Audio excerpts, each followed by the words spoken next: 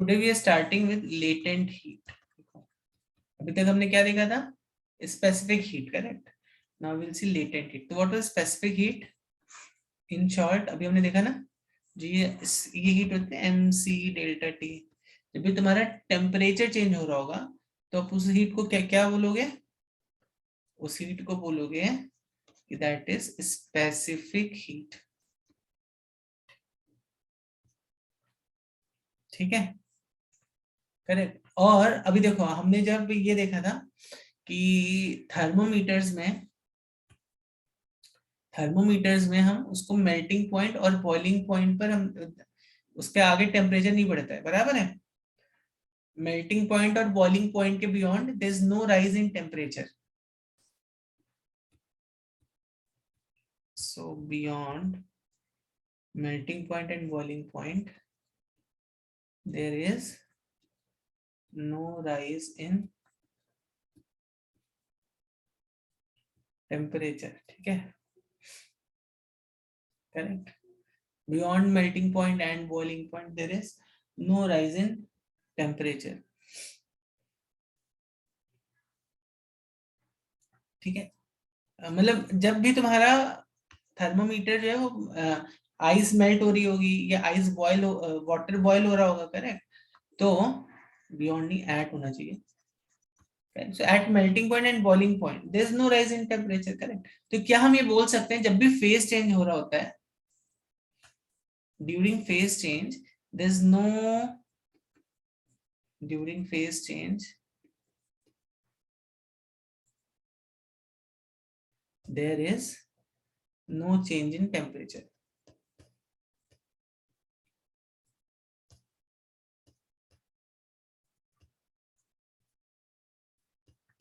ठीक है, so during phase change there is no change of temperature, बराबर है। फेज चेंज के टाइम पे टेम्परेचर चेंज नहीं होता है। दैट मीन्स जब तुम आइस से वाटर में बनाओगे किसी भी चीज को,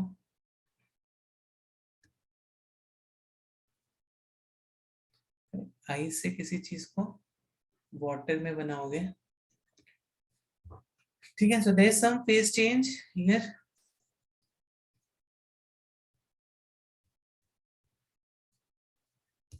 ठीक है, देयर इज फेज चेंज। और जब तुम्हारा वाटर से वाटर वेपर बन जाता है, यहाँ पे भी फेज चेंज हो रहा है, देखो। ठीक है, तो जब भी फेज चेंज होगा तो हमारा टेम्परेचर नहीं बढ़ने वाला है, बराबर है, correct. It is very obvious ना। अब मुझे बच्चों बताओ जल्दी से, अगर मैं ऐसा बोलूं heat is directly proportional to mass, ये कौन सी हीट की बात करें अभी हम? फेज चेंज जो हीट करा रही है उस हीट की बात होगी। तो ये जो हीट है it is directly proportional to mass. क्या हम ये बोल सकते हैं? बताइए, क्या हम ये बोल सकते हैं? Yes no?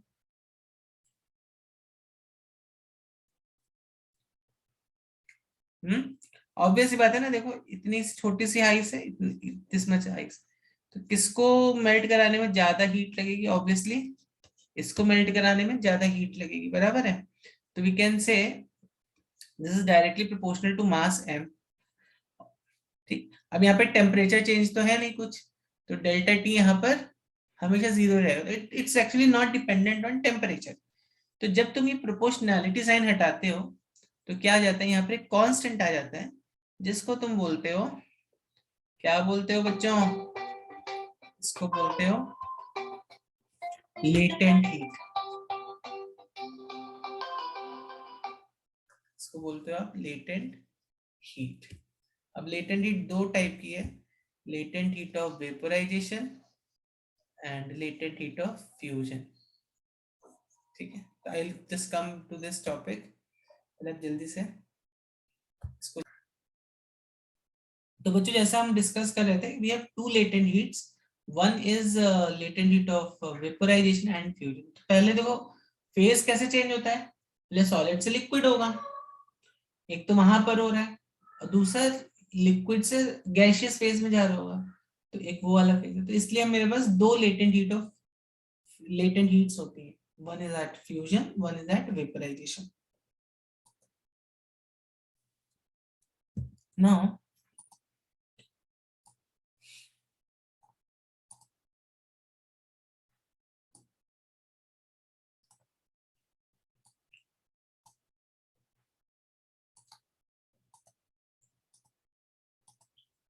okay, so see this.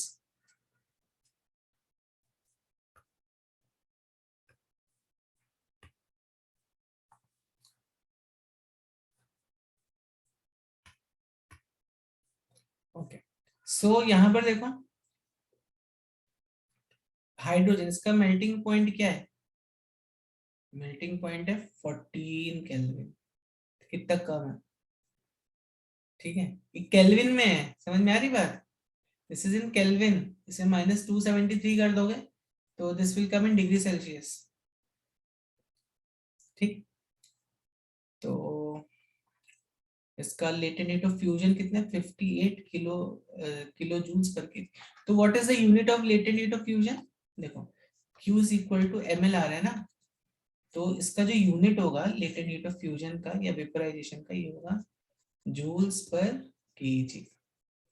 This is the unit of latent heat of fusion और वेपोराइजेशन. ठीक है, समझ रहे हो? The same thing that you can see it over here. भाई यहाँ पे मेरा जो मेल्टिंग पॉइंट है, correct, this is the melting point. और यहाँ पे देखो फ्यूजन कितना है, latent heat of fusion LF kilo 13.9 approximately 14 kilo joules पर केजी. मतलब इसको हाइड्रो ऑक्सीजन को एट 54.8 केल्विन पे, correct, this will be obviously at some pressure also, at a particular pressure this will be at solid state. तो इसको जब तुम इतना हीट दोगे तो this will get converted to water. 1 kilo का ऑक्सीजन इतना हीट लेगा to convert into liquid oxygen. Correct, तो we are more interested in water. We are more interested in water.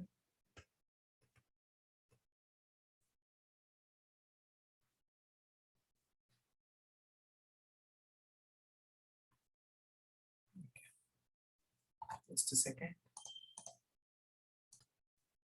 अब वाटर को देखो, वाटर को देखो, ठीक है. तो वाटर के केस में तुम्हें वाटर का याद रखना है केस, ठीक है, बाकी मोस्टली सबका दिया रहता है लेटेंट हीट. तो वाटर का लेटेंट हीट ऑफ फ्यूजन कितना है? 333 किलो जूल्स पर केजी. करेक्ट, बॉइलिंग पॉइंट कितना है? 373. और हीट ऑफ वेपराइजेशन कितना है? इतना. मतलब जब तुम 1 किलो की आइस लोगे तो उसको 333 किलो जूल्स का हीट दोगे, then that 1 kg of ice will melt into water. पूरी की पूरी आइस मेल्ट हो जाएगी पानी में. ठीक है, I hope you understood this latent heat of fusion क्या होता है. तो तुम्हें वाटर का याद रखना है, इसलिए मैंने उसको हाईलाइट भी कर दिया है. तो latent heat of fusion water का कितना है? 6 किलो जूल्स पर केजी. ठीक है, और वेपराइजेशन कितना था?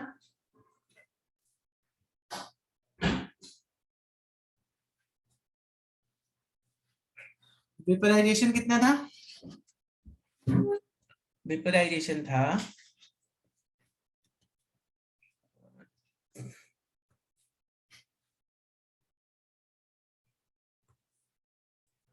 2256 इंटू 10⁻³ किलो जूल्स पर.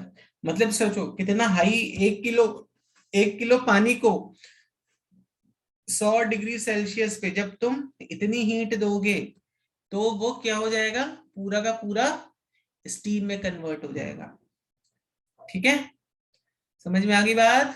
चलिए जल्दी से मुझे ये वैल्यूज अभी कैलोरीज पर ग्राम में बताओ. It's more convenient to remember in calories पर ग्राम.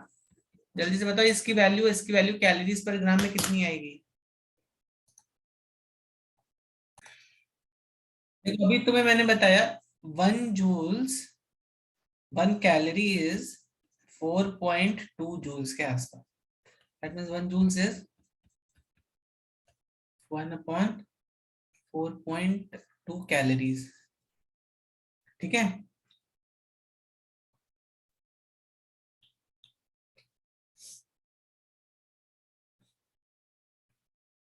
ठीक है. 1 joules is 1/4.2 calories. So it implies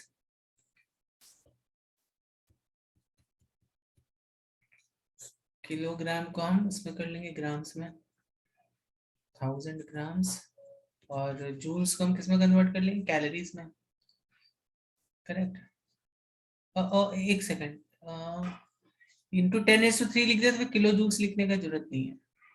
into 10⁻³ मतलब ये इंटू 10⁻³ जूल्स पर केजी. ठीक है. ओके. अब जूल्स को क्या लिख लोगे तुम, 1/4.2 कैलोरीज. तो ये और ये कैंसिल आउट हो गया.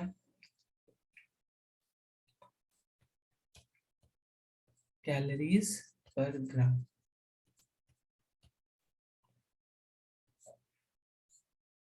ठीक है. Okay, this implies what? 333 calories पर ग्राम. मतलब 4.2 से डिवाइड करना पड़ेगा हमें. तो पहले इसको डिवाइड करके देखते हैं कितना आएगा. ये डेसिमल हटा दो, एक जीरो लगा दो. तो 7 देखते हैं. 7 7 2 जा 40, 7 4 जा 28, 29 कितना हो गया.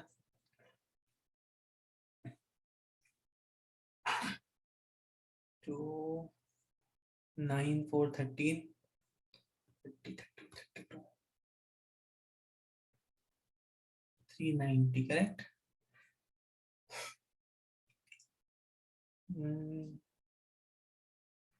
42 9 से जाएगा. 9 4 9 2 से 89.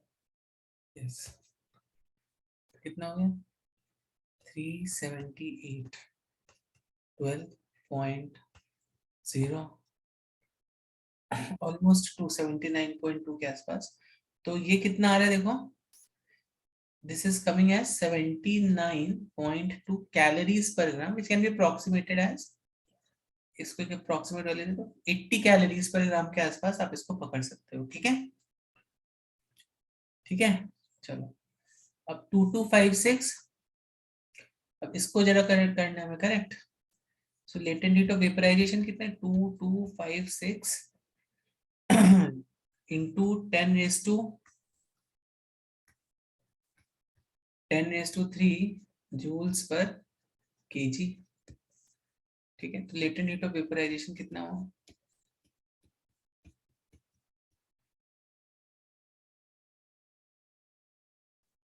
किलोग्राम्स को किस में कन्वर्ट करोगे, ग्राम्स में कन्वर्ट करोगे.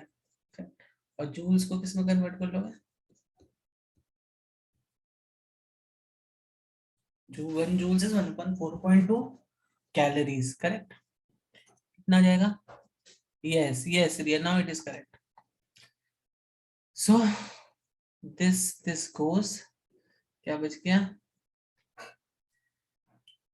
42 डिवाइडेड बाय 22560. ओके. सो 42 तो 5.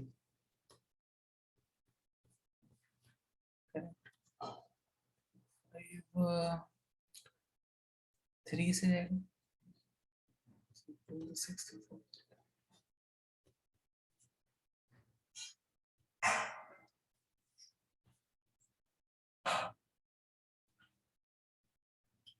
करेक्ट. अब इस शायद 7 से जाएगा.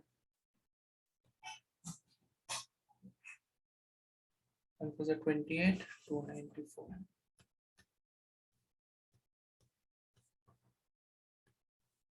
0 1 से जाएगा. now 18 और डेसिमल है तो 4 537.14, तो ये होगा 537.14 जूल्स पर, सॉरी, कैलोरीज पर ग्राम। देखो मतलब देखो, can you imagine how much high this heat is. 1 ग्राम पानी को तुम्हें स्टीम में कन्वर्ट करने के लिए 537.14 कैलोरीज की जरूरत है। 1 ग्राम आइस को इसमें कन्वर्ट करने के लिए, वाटर में कन्वर्ट करने के लिए तुम्हें 80 कैलोरीज पर ग्राम की जरूरत होती है। ठीक है,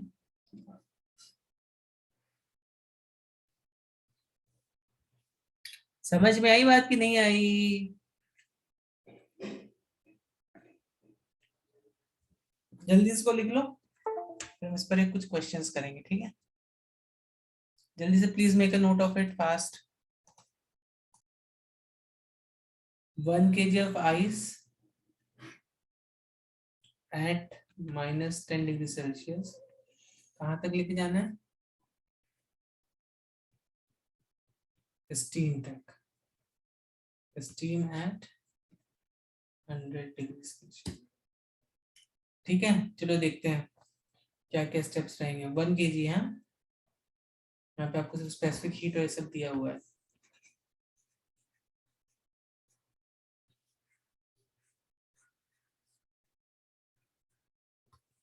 देखो पहले तो तुम आइस को, जो कि -10 डिग्री सेल्सियस पर है, उसको कहाँ पे लेके आना पड़ेगा तुम्हें?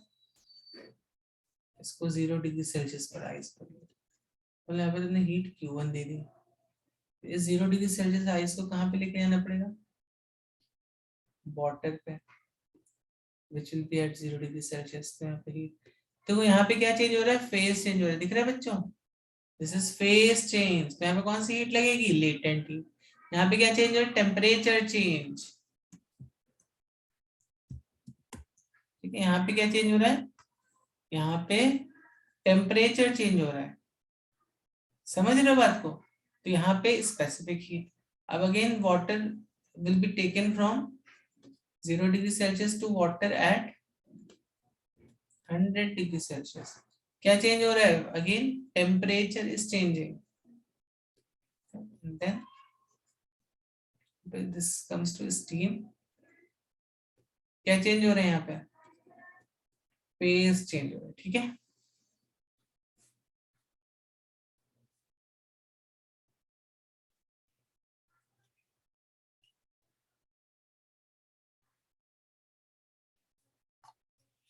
ठीक है बच्चों।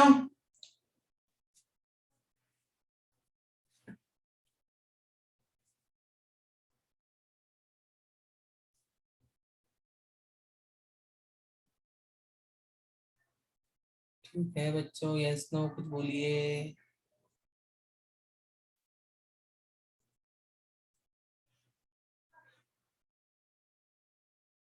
ओके, सो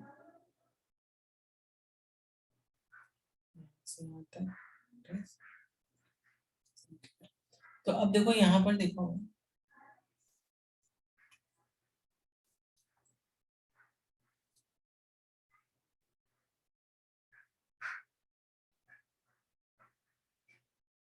तो Q1 कितना हो जाएगा? What will be this Q1? MC delta T। कितना है M? 1 kg। C कितना है? Specific heat capacity price 2100 kg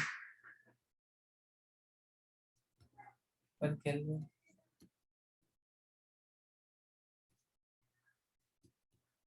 और डेल्टा टी कितना है? 0 से minus of -10, which will be 10 degree Celsius. See 0 minus of -10 makes it 10 degree Celsius, correct? कितना हो गया ये? ओके ओके, अभी क्या latent heat of fusion of ice. अब यहाँ पे कौन सी हीट लगेगी Q2 में? Latent heat, which will be M into N। क्योंकि 1 kg तो directly I can write here 3.36 into 10⁵ joules पर केजी। ठीक है, समझ गए? ओके, फिर अब वाटर, अब देखो अभी ये हमें Q2 पता चल गया, ml, m is 1, l is 3.36, 1 kg, ये जूल्स पर केजी नहीं है, जूल्स हो जाएगा, ठीक है।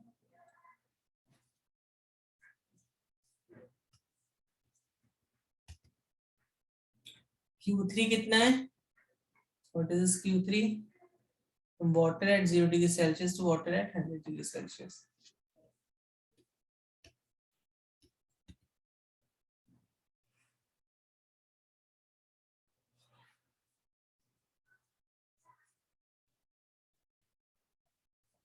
कितना है, 1, C is how much, C is 4200, delta T कितना है 100, which makes it 420000, और Q4 कितना है, अगेन यहाँ पे फ्यूजन हो रहा है, यहाँ पे वेपराइजेशन है, latent to vaporization। देखो ये 1 kg already we are taking 1 kg of ice, 1 kg water में बनेगा वो, तो कितना है, इतना लग जाएगा पूरा का पूरा का। देखो इतना इतना जूल्स लग रहा है 1 kg बना, 1 kg है, 2 kg है तो इसको डबल कर देता, हाफ kg होता तो बाई हाफ कर देते इसको।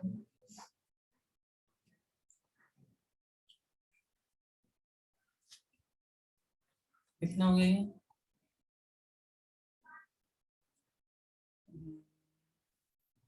2.25 into 10⁻⁶,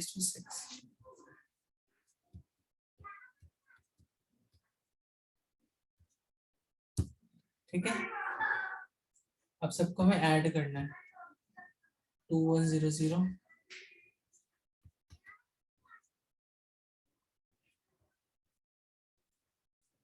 ठीक है। Q2 के लिए 336 10⁻⁵, एक सेकंड,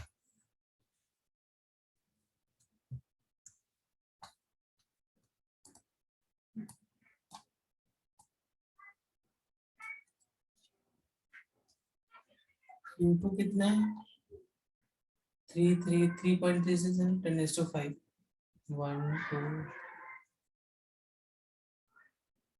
3.36,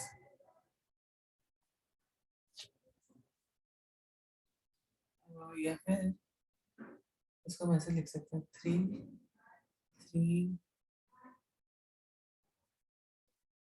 इसको 6 लिखते हैं, 336,000। Q3 देखो कितना है, 4 2 1 2 3 4 4,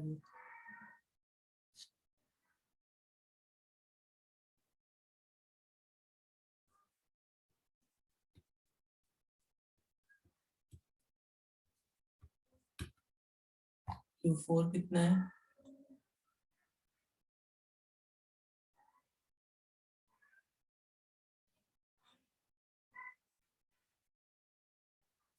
225 225 into 10⁻⁴ हो गया ना,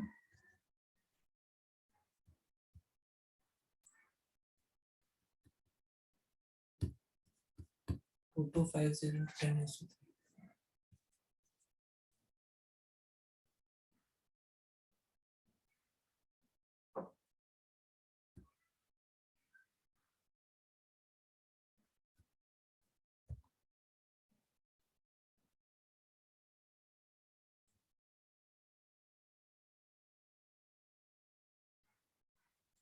ठीक है। 250 2225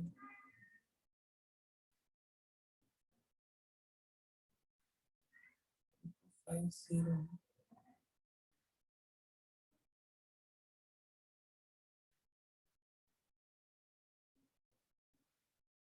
हाँ 1 0 कम है यहाँ पे,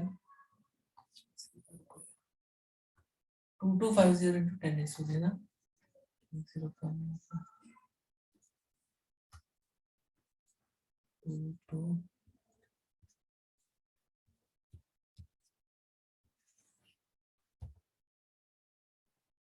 let's add it now.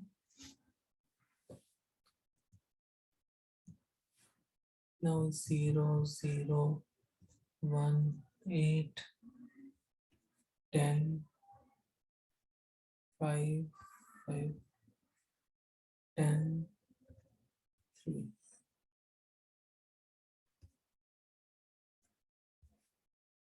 ठीक है, 30,08,100 joules of heat is burned.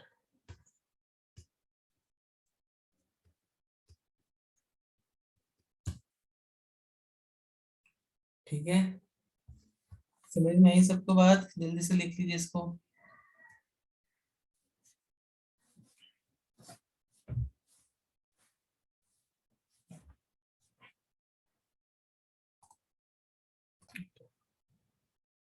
अब एक ना बहुत interesting scenario, what is that, अगर तुम स्पेस में अगर तुम पानी फेंकते हो, ठीक है, तो वो जो पानी है ना वो तुरंत बर्फ में जम जाता है, यू नो। तो उसका रीजन क्या है? रीजन तुम्हें यहाँ पे समझ में आ रहा होगा, फेज रूल। ठीक है, what is that phase rule? देखो, यहाँ पर एक साइड तुम्हें प्रेशर दिख रहा है और एक साइड तुम्हें दिख रहा है टेम्परेचर। ठीक है, एक साइड क्या दिख रहा है तुम्हें? प्रेशर दिख रहा है, एक साइड तुम्हें दिख रहा है टेम्परेचर। ठीक है, अच्छा तुम्हें मालूम होगा कि हम वाटर वेपर को वाटर वेपर क्यों बोलते हैं? वाटर वेपर क्यों बोलते हैं? व्हाई डोंट वी से इट गैस? गैस और वेपर में क्या डिफरेंस है? यस, मालूम है किसी को गैस और वेपर में? What is the main difference between gas and vapour? Yes, anyone? तो basically we saw about phase change and all. तो फेज चेंज में हमेशा ध्यान रखो कि कोई भी लिक्विड, कोई भी मटेरियल अपनी किसी फेज में एग्जिस्ट कर रहा है। वो क्यों एग्जिस्ट कर रहा है? बिकॉज उसको एग्जिस्ट करने के लिए उसका एक particular temperature, particular pressure, that that parameters are also to be taken care of. जैसे फॉर एग्जांपल यहाँ पर देखो आप, ये आई गेस वाटर का, ये है वाटर का, क्या है वाटर का फेज डाय, इसको इस तरह के डायग्राम को फेज डायग्राम बोलते हैं। ठीक है, तो अब यहाँ पर देखो, ये ऑब्वियसली लॉगरिथमिक स्केल पर है because scale is quite huge. ठीक है, तो यहाँ पर देखो बच्चों, यहाँ पर अगर तुम ऑब्जर्व करोगे, ये 1 से स्टार्ट हो, क्यों? क्योंकि ये लॉगरिथमिक स्केल पर है। तो 1 से 10, 10 से 100, ये जस्ट 10 10 के मल्टीप्लाई हो रहे हैं यहाँ पे, 10 10 का, करेक्ट। तो यहाँ पर देखो 1 से 10 के बीच में क्या आपको गैसियस लिक्विड फेज दिख रहा है? यहाँ पे वेपर है, सॉलिड है, करेक्ट। यहाँ पे लिक्विड फेज नहीं है। दैट मीन्स अगर तुम 1 से 10 के बीच में रहोगे, ठीक है, 1 से 10 के बीच में रहोगे एट, ये कौन सा टेम्परेचर है? Let's say if what ever this temperature is, -50 के आसपास का ये टेम्परेचर। तो -50 डिग्री सेल्सियस पर, ठीक है, तुम्हें केवल लिक्विड और वेपर और सॉलिड फेज ही मिलेगा। या हम चलो यहाँ पर आ जाते हैं 0 डिग्री सेल्सियस पर, देखते हैं। तो यहाँ पे देखो 0 डिग्री सेल्सियस है, ठीक है। तो 0 डिग्री सेल्सियस इतने प्रेशर पे, 1 1 पास्कल, 10 पास्कल, 100 पास्कल, तो 0 डिग्री सेल्सियस पर केवल और केवल तुम्हें वेपर फेज ही मिलेगा। ठीक है, will not get solid in this region. ठीक है, समझ में आ रही है बात? समझ में आ रही है बात कि नहीं आ रही है? अब जैसे अगर तुम -200 पानी को -200 डिग्री सेल्सियस पर लेके जाओ, अब यहाँ पे तुम कितना भी प्रेशर बढ़ा लो, करेक्ट, -200 डिग्री सेल्सियस पर पानी हमेशा सॉलिड फेज में ही रहने वाला है। ठीक है, -100 डिग्री सेल्सियस पे पानी हमेशा सॉलिड फेज पे ही रहने वाला है। ठीक है, ये कितना है ये जो भी 50 के आस -50 के आसपास, तो -50 के आसपास भी देखो पानी जो है वो हमेशा सॉलिड फेज पे रह रहा है। लेकिन लेट्स से तुम ये 50 है ना, तो 150 150 0, तो -50 से 0 कहीं तो यहाँ पे कितना होगा, -50 से 0 ऑलमोस्ट -25, तो -25 पे देखो, मान लो यहाँ पे -25, तो -25 पे जब तुम जा रहे हो तो इतने प्रेशर, मान लो ये -25 डिग्री सेल्सियस, ठीक है, तो -25 डिग्री सेल्सियस पे यहाँ पर देखो इतने प्रेशर तक, प्रोबेबली इस प्रेशर तक कुछ 15 भी 15 नहीं होगा ये, हाँ वही होगा, 20 30 40 जो भी, जितना भी किलो पास्कल, जितना भी पास्कल है, तो 30 40 बहुत ही कम प्रेशर है, 40 50 पास्कल्स का जो भी रहेगा प्रेशर यहाँ पे, या हाँ 40 का पकड़ लो, 1/3 विल बी दिस थिंग ना, दिस थिंग, या तो 40 का, अगर 40 किलो पास्कल का प्रेशर है और ये, तो यहाँ तक वो केवल वेपर फेज में ही एग्जिस्ट करेगा, यहाँ पर फिर सॉलिड फेज एग्जिस्ट नहीं होगी, इस प्रेशर के बाद तुम्हारा सॉलिड फेज स्टार्ट होगा, ठीक है, समझ में आ रही है बात कि नहीं आ रही है। और यहाँ पर, और फिर मैंने गैस और वेपर का डिफरेंस सबको समझाया कि गैस क्या होती है, गैस इज एट अ, ये वाला, ये इसको बोलते critical point, gas is actually at, gas कहाँ पर है, गैस हमारी कहाँ पर है, gas is in this region, vapour जब इस रीजन में चला जाता है क्रिटिकल पॉइंट के साइड पे, तो फिर वो गैस बन जाता है, तो फिर उसको तुम कितना कितना भी प्रेशर उसका चेंज कर लो, वो लिक्विफाई नहीं होगा, वो फिर हमेशा गैसियस स्टेट में रहेगा, ठीक है, समझ में आ रही बात कि नहीं आ रही है। तो क्रिटिकल पॉइंट ध्यान में रखना, क्रिटिकल पॉइंट गैस और वेपर में डिफरेंस है, देखो तुम्हें कुछ क्रिटिकल पॉइंट्स दिखाता हूँ, जैसे एयर, एयर का क्रिटिकल टेम्परेचर कितना है, -190 डिग्री सेल्सियस या 83 केल्विन, तो 83 केल्विन पर के बाद तुम एयर को लिक्विड स्टेट में लेके जा सकते हो, तो then you will say air vapour, not say air gas, air as a gas, nitrogen vapours will get at -147 degree Celsius, ठीक है, तो यहाँ पे तुम थोड़ा प्रेशर वेशर लगा के उसको लिक्विड में लेके आ सकते हो, समझ में आ रही बात की नहीं आ रही है। इनफैक्ट जो तुमने सब्लिमेशन पढ़ा होगा, सब्लिमेशन क्या होता है, सॉलिड से लिक्विड, ये ट्रांसफॉर्मेशन, तो ये this is what, solid, solid से वेपर वाली जो ये जो लाइन रहती है, सॉलिड से वेपर, तो ये बेसिकली जो लाइन है, इसको आप सॉलिड वेपर लाइन बोलते हो, इसको क्या बोलते हो, इसको एसएल, सॉलिड लिक्विड लाइन, इसको क्या बोलते हो, लिक्विड वेपर लाइन, ठीक है, तो जो सब्लिमेशन होगा वो इस रीजन में ही होगा, ठीक है, जो सॉलिड से लिक्विड के बीच क्या बोलते हैं, सॉलिड से लिक्विड में जो ये फेज चेंज होगा वो केवल इतने रीजन में होगा, करेक्ट, और लिक्विड से वेपर का ये जो क्या बोलते हैं फेज चेंज है वो केवल इतने रीजन में होगा, ठीक है, समझ में आई बात कि नहीं आई, यस नो, ठीक है, यस नो, समझ में आई, चलिए।